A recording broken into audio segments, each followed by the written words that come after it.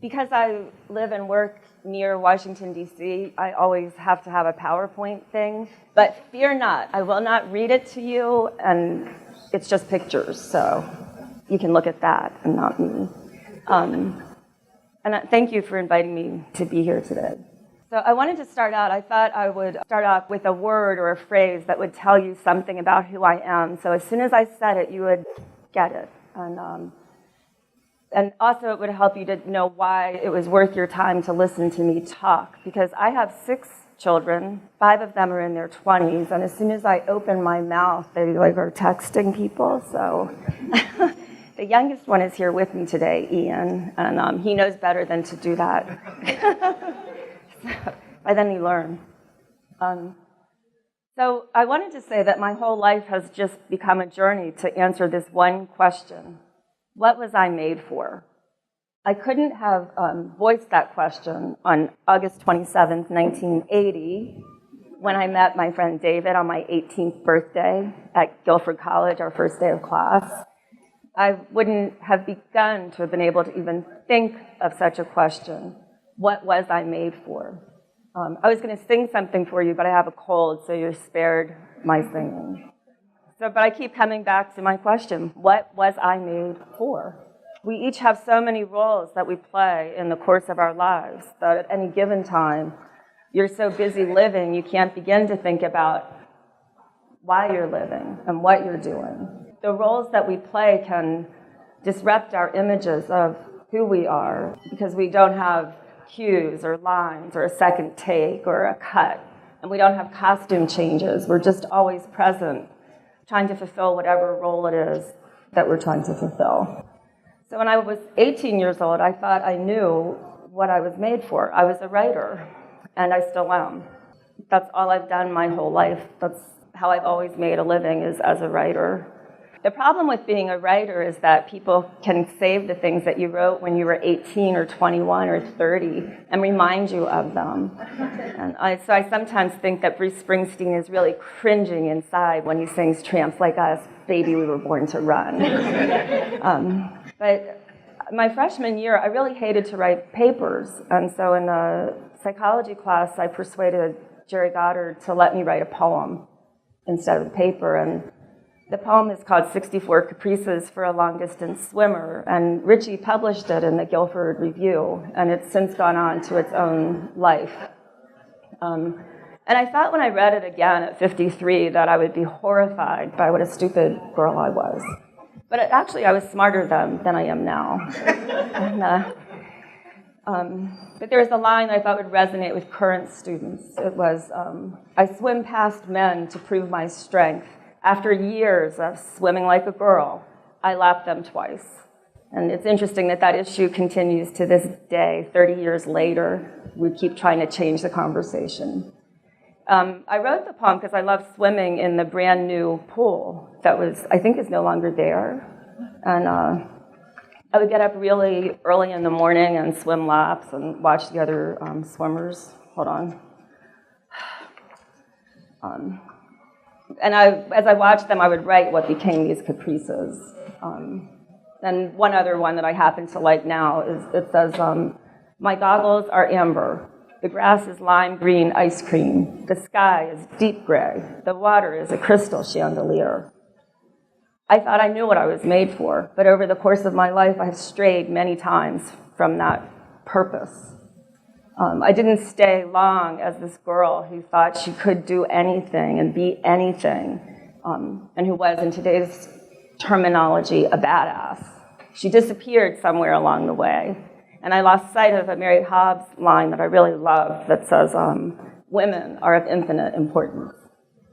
So I got a degree in math to challenge myself, because I hated math. And I hope none of the math faculty are here. And I wanted to make my grandmother's investment in my education worth her hard work. So I would like to shout out of my memories, very fond memories of Professor Mandalay and J.R. Boyd and Rudy Gord and Ken Walker, and the hours that I spent in each of their offices weeping because I couldn't understand what I was supposed to understand. But I persevered. In the summer of 1985, a family friend got me a job at the Democratic National Committee because they were trying to understand what the hell had happened in 1984. The new commission had some rising luminaries in the Democratic politics, with new Senators Gore and Biden and some governor from Arkansas. The Democrats realized they needed to go more to the right if they were ever going to crush the Republicans again. So then I decided to get a degree in something I love, so I took a full fellowship to American University, and I got that's me as a writer. I got my MFA in creative writing, and I wrote poetry. And I titled my master's thesis, When Numbers Breathe, which was sort of a bow to my undergraduate degree. And the title is actually a salute to this woman, Sofia Kowalewski, who, have any of you ever heard of Sofia? Is the name familiar? If it weren't for Sofia, Einstein's theory of relativity wouldn't quite have worked for him. Her math was the basis for many other mathematicians. And I was in Rudy Gord's office, and he had one of those strips around the ceiling. That's a great men in the history of mathematics, and it had Sofia Kowalewski and Emmy Noether, who were also in there. She had a most remarkable life, and I don't know why a feature film hasn't been made about Sofia, but I'll tell you about her life. I wrote it down because otherwise I'll just go off for an hour about Sofia. She was the first woman in Europe to earn a doctorate degree. And when she was a girl, her family was minor nobility, and Dostoevsky fell in love with her older sister, Anyuta, so he would come to the house. Sofia had a crush on Dostoevsky, and she would play the piano for him. So he based The Idiot on the Kowalewski family. In those days, Russian women couldn't attend a university unless they were married to a student, and then they could sit in on the class. So she married a guy named Vladimir, and went to Göttingen with him and began sitting in on his classes because she actually loved math and had taught herself calculus as a girl. Vladimir was a protege of Darwin, so Sofia became Darwin's pen pal. So her life is truly remarkable. But eventually, Vladimir's mental illness and a get-rich scheme gone bad led him to commit suicide in the Moscow Public Library. So Google her, because she's really an amazing woman. But her dream, and the reason I relate so much to this woman, is that she really wanted to be a writer. And so she wrote all the time, but usually published under a pseudonym, because as a woman, she wouldn't have been accepted. And so Dostoevsky actually published her short stories, not knowing they were Sofia's stories.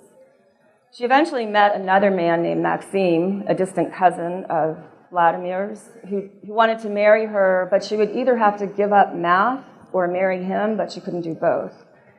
So she had gone on a holiday to Genoa to give him her response, but she died of the flu on her way back to Stockholm at the age of 41. So I always think, what was Sofia made for but to inspire this 18-year-old girl? She was such a modern woman and so gifted and so desperate to have a place in the world. She was a single working mother of a daughter who she sent to Anyuta to raise. The daughter's name was Fufa. I have it printed in really large print. It's not that long. So it's interesting to me that she insisted on writing all her life, but her real genius was for mathematics. And I am no genius at anything. And so after grad school, my life went back on a more predictable course. I had 3 children. I got divorced. I married a widower who had 2 children. So for a while, we had 5 children under the age of 7. And then we had my wonderful Ian, who is the joy of my life. I do not need to tell you how many roles I took on as the mother of 6 children. I was not thinking. But I began to really fear any risk. The older I got, the more risk-averse I became. And I had good reason to, because they did things like torch pineapples, that's the 6 of them, torch pineapples in the driveway, steal the car at night and drive around, and other things I can't repeat because Ian is here. So I paid a price for all of that worrying because it meant that I no longer ever considered who I was or what I was made for. But I always kept this line by Helen Keller, her comment that security is mostly an illusion or a superstition, and I held tight to that superstition of security. But when I turned 50, I developed a bunch of chronic conditions that made me rethink my life and have to change my life. And I realized I had lived more than half my life, and it wasn't going to get much better. So I went skiing, and this young, handsome guy was the ski patrol, and I was afraid to try the blue trail. I was sure I would die. So he skied with me for an hour, and he was so handsome. I skied all day. And he really wanted me to try the black diamond, but I just couldn't get beyond the blue. And I stood at the top, and I was like, I can't do this. And the kid, he turned around and he yelled, of course you can do this. You have everything you need. You know how to stop. Don't look at the bottom. It sort of became a mantra of mine that I had everything that I needed. And so then I thought, so what was I made for? I was made not to be afraid anymore. So then a lady invited me to join a Facebook group, a creativity group. And I declined because I'm not a visual artist, I'm a writer. But she said, no, join the group. And so I started writing haiku and sticking them on photos. And this is Carrie's photo of the leaves at the alumni house. Then in January of this year, my 94-year-old grandmother died in Alaska. And I was truly bereft. And for the first time in my life, I couldn't write a word about my grandmother. And so for reasons that I will never understand, I started drawing pictures of my grandmother and all the things she had meant to me in the course of her long life. So the book, actually, it's a little book now, and I'm almost done. It's called What Are Mothers For, is the title of the book. It's really what are grandmothers for and what are people for. And this is my grandmother giving me her heart. So I will wrap up quickly. I just wanted to tell you the two things I actually remember from my math classes, which with J.R. Boyd. And I was taking topology my senior year. There were 4 of us in the classroom. J.R. was legendary for chain-smoking camels and flipping them out the window, and he never missed. I never knew what he was talking about. So one day he said, I don't know what prompted him to say this, but he said, the secret to a happy life is to find your passion and pursue it passionately. So sometime later that semester, I still didn't know what J.R. was talking about, and I ran over to his house, which was near my house, and he came out on the porch to meet me in the rain. I'm like, I really don't know how to prove that there's an infinite number of numbers between 2 points on a line. And he said, you just need to go home and dream about it. The answer will come to you. It never did. But I always remembered him telling me that. And someone else said to me, it's like what Henry James said, our doubt is our passion and our passion is our task. The rest is the madness of art. And to end with Bruce Springsteen, he said that the secret to his happy life was to find his obsession and make other people obsessed with it. That's what he was made for. And as for the rest of us, be passionate, be obsessive, and be. Thank you.